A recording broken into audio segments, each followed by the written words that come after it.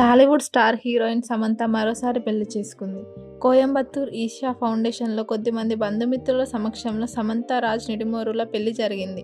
కొన్ని రోజుల నుండి దర్శకుడు రాజ్ సమంతకు ఉన్న స్నేహం, ప్రేమ గురించి సోషల్ మీడియాలో ఎన్నో వార్తలు వచ్చాయి. ఇద్దరు కలిసి ట్రావెల్ అవుతున్న ఫోటోలు, సోషల్ మీడియాలో పోస్టులు వారి రిలేషన్ను ఎప్పుడో కన్ఫర్మ్ చేశాయి. వీరు కేవలం డేటింగ్తోనే సరిపెట్టుకుంటారా లేక పెళ్లి చేసుకుంటారా అన్న అనుమానాలకు చెక్ పెడుతూ సమంత రాజ్ మూడుముళ్ల బంధంతో ఒకటయ్యారు. నాగ చైతన్యతో విడాకుల తర్వాత కాస్త బ్రేక్ తీసుకున్న సమంత ఫ్యామిలీ మ్యాన్ 2 షూటింగ్ సమయంలో రాజ్తో స్నేహం, ఆ తర్వాత ప్రేమగా మారినట్లు ఇండస్ట్రీ టాక్. ఇప్పుడు ఆ ప్రేమ పెళ్లిగా మారి ఇద్దరు జీవిత భాగస్వాములయ్యారు. 1975లో ఆంధ్రప్రదేశ్లో తిరుపతిలో జన్మించిన రాజ్ శ్రీ వెంకటేశ్వర విశ్వవిద్యాలయంలో బీటెక్ పూర్తి చేసి అమెరికాలో సాఫ్ట్వేర్ ఇంజనీర్గా పనిచేశారు. చిన్నప్పటి నుండి సినిమా పట్ల ఆసక్తి, కథలపైన ప్రేమ అతన్ని ఫిల్మ్ ఇండస్ట్రీ వైపు లాగాయి.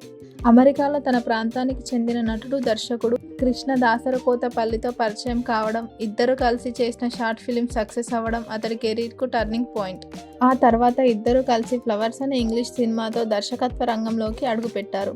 కొంతకాలం తర్వాత ఇండియాకు వచ్చి సినీ ప్రయాణం మొదలుపెట్టిన రాజ్, డీకే ద్వయం బాలీవుడ్లో స్థిరపడ్డారు. Shor in the city, go Goa, gone వంటి సినిమాలతో గుర్తింపు తెచ్చుకున్నారు. ద ఫ్యామిలీ మ్యాన్ వెబ్ సిరీస్లో వీరికి స్టార్డమ్ తీసుకొచ్చింది. దేశవ్యాప్తంగా సంచలనం రేపిన ఈ సిరీస్కి రాజ్, డీకేలు 2వ సీజన్గా రూపొందించారు. ఆ సీజన్లో సమంత నటించగా షూటింగ్ సమయంలో రాజ్తో సమంతకి ఏర్పడిన పరిచయం చివరకు ప్రేమగా మారింది. రాజ్, డీకే సినిమాలు మాత్రమే కాదు, వెబ్ కంటెంట్ రంగంలో కూడా మంచి పేరు సంపాదించారు. Family man, guns and Gulaabs, Citadel India వంటి భారీ ప్రాజెక్టులను తెరకెక్కించారు.